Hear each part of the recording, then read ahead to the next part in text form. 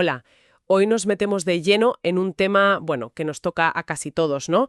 Las relaciones de familia, de pareja, pero vistas desde una óptica cristiana. Un tema central, sí señor. Tenemos varios materiales aquí, ¿eh? Un análisis bastante a fondo de textos bíblicos clave como Efesios 5 y 6. Fundamentales. Y también testimonios, conversaciones sobre cómo se vive eso en el día a día, ¿sabes? Cómo superar roces, mantener la conexión. La parte práctica, que es donde surgen las preguntas. Exacto. Y hasta un estudio curioso sobre las diferencias entre hombres y mujeres y, bueno, cómo afecta eso a la convivencia. Nuestra idea hoy es intentar sacar de todo esto las ideas principales, los principios prácticos que proponen para construir relaciones familiares sólidas, ¿no? Basadas en estos enfoques. Pues sí, a ver, ¿qué hilos podemos sacar de esta madeja? Venga, pues vamos a ello. Empezamos por la base, porque parece que el punto de partida no es exactamente donde uno esperaría. Sí, eso me llamó la atención. Uno de los análisis dice que antes de hablar de roles, de quién hace qué, la clave está en Efesios 5:21. Someteos unos a otros en el temor de Dios. Correcto. Y recalca mucho eso de que la sumisión es mutua. Es como el cimiento para todo lo demás que viene después. Exactamente. De hecho, dice algo muy interesante, que el verbo griego para someterse, que se usa para la esposa en el versículo 22, en realidad lo toma prestado del 21. Se hereda, digamos. Eso. O sea que primero se aplica a todos, hombres y mujeres por igual, y junto a eso, claro, el famoso amor agape. Ese amor que no busca lo suyo, no, radicalmente desinteresado. Justo. Y esa idea del servicio mutuo no es algo aislado en Efesios. Las fuentes nos recuerdan otros pasajes. Gálatas 5:13, por ejemplo. Servíos por amor los unos a los otros. Claro. O Filipenses 2, que nos anima a considerar a los demás como superiores, a buscar su interés, no solo el nuestro. Es una constante en el Nuevo Testamento. Poner al otro primero. Exacto. Reflejar el modelo de Jesús, que vino para servir. Ese es el corazón del agape. Y ojo, no olvidemos la coletilla del versículo, con el temor de Dios. Importante. Fundamental. Subraya que para que este diseño funcione como se espera, la relación vertical con Dios es la base. Hay una cita de Spurgeon en los materiales que es muy gráfica. Sí, la leí. Dice algo así como, cuando el hogar se gobierna según la palabra de Dios, podríamos invitar a los ángeles a vivir con nosotros. Vamos, que la base de todo es ese respeto profundo a Dios. Eso lo ordena todo. Entendido. O sea, primero, ese fundamento de servicio mutuo, reverencia a Dios, y después Efesios sí que entra a detallar una estructura, ¿verdad? Sí. Describe una jerarquía funcional. Habla de Cristo como cabeza de la Iglesia, luego el esposo como cabeza de la mujer y los padres sobre los hijos. Mencionan incluso un esquema simple. C de Cristo arriba, Ujú. luego EA, esposo-esposa, Sí. y abajo H, los hijos. Y las instrucciones concretas tipo la mujer sujétese o los hijos obedezcan siempre van conectadas a Dios, como al Señor, en el Señor. Eso es. Pero aquí hay una aclaración crucial que hace una nota al pie en uno de los textos. Y es importante no pasarla por alto. A ver, Sobre qué significa ser cabeza. Insisten en que no se trata de ser superior o inferior, de valer más o menos. no es una cuestión de valor intrínseco. Para nada. Es una cuestión de responsabilidad, de liderazgo de servicio. Ponen el ejemplo de un policía. Tiene autoridad por su función, pero no es inherentemente superior a otro ciudadano. Entiendo la analogía. Y para desmontar posibles ideas de inferioridad de la mujer, sacan a relucir el ejemplo de Proverbios 31. La mujer virtuosa. Exacto. Que se describe como una mujer increíblemente capaz, fuerte, emprendedora. Vamos, que de sumisa pasiva, nada. Claro. Y entonces surge la pregunta típica. ¿Y si yo cumplo mi parte, pero mi pareja no? Ja, la pregunta del millón. Pues la respuesta que dan las fuentes apunta a la motivación interna, a hacerlo de corazón, como para el Señor. Citan Colosenses 3:23. O sea que mi obediencia o mi amor no dependen de si el otro responde bien. Y se entrega por ella, aunque la Iglesia diste mucho de ser perfecta. La obediencia última es a Dios. Uf, eso es. Exigente. Y nos lleva a otro mandato fuerte, que según los textos fue rompedor en su día. Maridos, amad a vuestras mujeres. así como Cristo amó a la Iglesia. Tremendamente revolucionario, ¿sí? Las fuentes pintan un cuadro de la época, judía, griega, romana, donde, vale, habría ideales bonitos, pero en la práctica, La realidad era otra. pues sí. A menudo las mujeres y el propio matrimonio no estaban muy bien valorados. Dan ejemplos bastante crudos, ¿eh? Sí, recuerdo leerlos. Oraciones de hombres dando gracias por no ser mujer, filósofos como Demóstenes diciendo que las esposas eran para tener hijos legítimos y ya, que para el placer estaban las cortesanas, Duro. y unas tasas de divorcio en Roma por las nubes. En ese contexto, que Pablo insista 3 veces, versículos 25, 28, 33, en que el marido debe amar a su esposa, debió sonar muy radical. Contracultural total. Me impactó mucho la cita que hacen de Crisóstomo, interpretando ese amor como estar dispuesto a dar la vida por ella, vamos, a que te corten en pedazos si hace falta. Es que ese es el nivel del amor de Cristo, ¿no? Sacrificial, se entregó a sí mismo por ella. Pero no es solo un acto heroico puntual, es también un cuidado activo, constante. La sustenta y la cuida, dice. Exacto. Busca su bienestar completo, incluso su crecimiento espiritual, dice que para santificarla. Y en paralelo, claro, a la esposa se le pide que respete a su marido. Versículo 33. El respeto. Sí, y la palabra griega que usan, phobeo, no es un miedo servil, sino un respeto profundo, una consideración seria. Pero ojo, volvemos a lo de antes. Este respeto no puede ser solo en una dirección. Tiene que ser mutuo, en la familia. Claro. Los materiales insisten, el respeto y la honra deben fluir hacia todos lados. Hijos a padres, como dice Efesios 6.2. Y ojo, padres hacia los hijos también, tratándolos con respeto, sin provocarles ira, sin exasperarlos, dice el 6.4. Es un llamado a la dignidad de todos. Exacto. Por ser personas, por ser familia, y en el contexto cristiano, por ser hermanos en Cristo. Y hablando de amor y respeto, pues claro, en la vida real surgen roces, conflictos, ofensas. Es inevitable, ¿no? Parte del paquete de vivir juntos. Los testimonios de Marcos y Fer Brunet son muy sinceros con eso. Hablan de cómo la rutina puede ir apagando el amor si no se cuida. El desgaste del día a día. Lo que el perdón activo es lo que lo mantiene vivo. Ellos contaban que en sus crisis más gordas, lo que les salvó no fueron las emociones, que iban y venían, Que son muy volátiles. sino agarrarse a lo que dice la palabra de Dios. A los principios. Ese punto sobre la ofensa es muy, muy potente.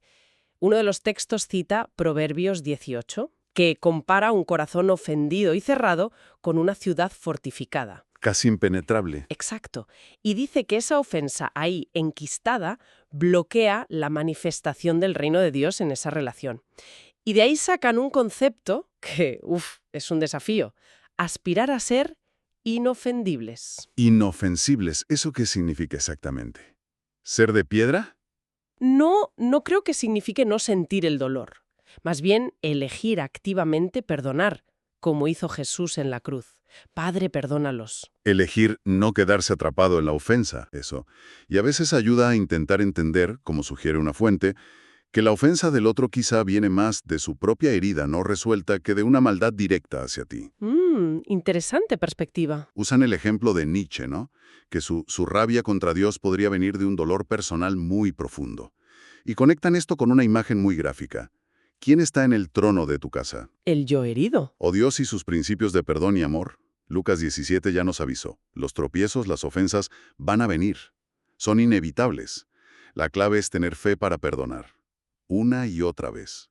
70 veces 7. Claro, porque no es solo apagar fuegos cuando surgen. Hay que construir activamente, ¿no? Prevenir. Exacto. No basta con gestionar las crisis. Una fuente alertaba de esa tendencia, un poco triste, de tachar el matrimonio de la lista una vez que te casas. Como si ya estuviera hecho y no necesitara más atención. Checklist. Completado. Sí, es un peligro real. Y los Brunet daban una idea interesante.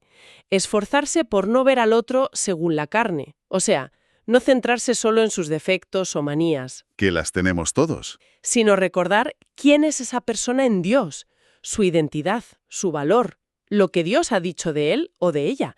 Y hasta tenían un método práctico para corregirse. ¿Ah, sí? Lo de las 7 cosas buenas. Eso, que intentan decir 7 cosas positivas por cada cosa que tienen que señalar o corregir. Imagínate, una estrategia de afirmación brutal. Es poner el foco en lo bueno. Deliberadamente. Porque cultivar la relación requiere eso: intención, tiempo, esfuerzo. Y aquí encaja muy bien otra idea que comentaban Marcos Brunet y Sixto Porras, ¿El qué? lo del altar familiar. Pero, cuidado, no lo plantean como un ritual religioso ahí súper rígido y pesado. No es una obligación formal. No, lo describen más como crear a propósito un tiempo sagrado para conectar. Ellos decían que lo hacen una vez por semana. Apagan móviles, teles Desconexión digital. y se sientan juntos, se enfocan en Dios y en ellos como familia. Y lo adaptan, ¿eh? Si está su hija de 6 años, pues ella dibuja sobre lo que hablan, comparten cómo están, sus necesidades, oran unos por otros. ¿Y cuánto dura? Pues dicen que a veces 10 minutos, otras 1 hora. Insisten en que no importa tanto la forma o la duración, sino la intención, la conexión real sin distracciones. Un espacio para mirarse y escucharse de verdad. Justo. Y el objetivo final que mencionan es precioso: que toda la casa, toda la vida familiar, se convierta en un altar. Que todo lo que hagan juntos, incluso ver una peli, sea algo que agrada a Dios. Qué bonito planteamiento. Y hablando de conectar mejor, un tema que sale en varias fuentes es el de entender las diferencias entre hombres y mujeres. El eterno tema. Una menciona un estudio de Harvard sobre diferencias cerebrales. Habla de la mujer con un pensamiento integral, como que conecta más los dos hemisferios, lo que facilita la multitarea, ver el cuadro completo. Todo está conectado para ellas a menudo. Y el hombre, en cambio, con un pensamiento compartimentado, como si tuviera cajones mentales separados, enfocado en una cosa cada vez. El ejemplo típico: ella haciendo 1000 cosas a la vez y él absorto en el periódico o la tele. El famoso modo monotarea. Exacto. ¿Y qué implicaciones prácticas le ven a esto en la pareja? Pues mira, según el análisis de Dante Hebel que se incluye, estas diferencias tienen consecuencias muy reales en el día a día. Por ejemplo, en cómo se vive el trabajo y la identidad. ¿En qué sentido? Él dice que el hombre a menudo vincula mucho su sentido de valía a su capacidad de producir, de proveer. Sentirse útil es vital para él. Su identidad está ligada a su hacer. En gran medida, sí. Mientras que una mujer quizás puede vincular más su seguridad a sentirse amada, valorada, conectada con su esposo. Pone el ejemplo de su propio padre que cayó en depresión al jubilarse porque se sentía inútil. Entiendo. Por eso dice, es importante que la mujer valore lo que el hombre aporta. También en casa, no solo fuera. Otra área clave: el conflicto. Uf, sí. Terreno pantanoso a veces. El hombre, con sus cajones, puede intentar cerrar un conflicto y pasar a otra cosa. Cambiar de casillero mental. La mujer, más integral, a menudo necesita sentir que la parte emocional está resuelta para poder seguir adelante. Necesita cerrar el círculo emocionalmente. Exacto.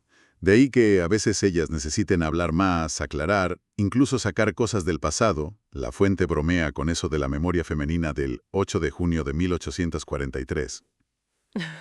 La memoria histórica. Claro, porque para ella todo está conectado. El hombre quizá busca la solución rápida, práctica. Ella necesita procesar la emoción, sentirse escuchada. Entiendo perfectamente. Y eso seguro que afecta también a la comunicación en general y a la intimidad. Totalmente. En la intimidad se señala que la mujer suele necesitar esa conexión emocional previa, sentirse querida, segura, conectada durante el día. No es solo un acto físico aislado. Es parte de ese todo integral. Justo. El hombre a veces puede ser más directo en esto. El ejemplo del Boy Scout siempre listo.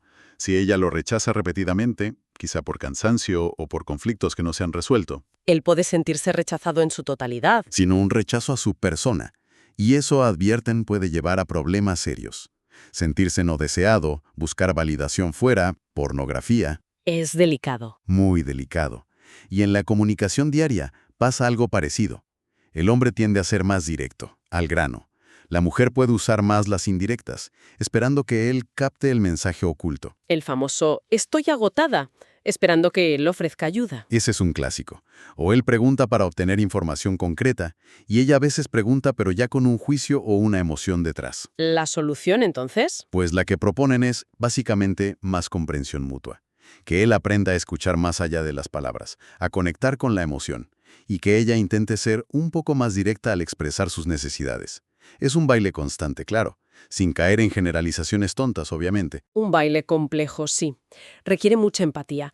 Y volviendo un poco a los principios más fundamentales, hay un versículo que se repite mucho, que viene de Génesis, pero lo cita Efesios. El de dejará el hombre a su padre y a su madre. Ese mismo. Y se unirá a su mujer y los dos serán una sola carne. Uno de los textos lo usa para subrayar fuerte la idea de permanencia, de compromiso para siempre. La visión bíblica del matrimonio como pacto. Sí, citan Malaquías 2:16, donde dice que Dios aborrece el repudio, el divorcio, y las palabras de Jesús: lo que Dios juntó, no lo separe el hombre. La idea es que esto es para toda la vida. Y esa permanencia, esa solidez, se apoya mucho, según otra charla que incluyen, la de Juan Manuel Baz, en tener las prioridades bien ordenadas. Prioridades. Clave también. La primera, dice Baz, indiscutible: amar a Dios sobre todas las cosas. Y advierte mucho contra la idolatría. Idolatría en el matrimonio. Sí. Hacer un ídolo del cónyuge o de los hijos o incluso del trabajo o del ministerio. Poner algo o alguien en el lugar que solo le corresponde a Dios. Entiendo. Dios primero. ¿Y después? Después, el cónyuge, antes que los hijos. Y aquí menciona algo que culturalmente a veces choca. ¿El qué?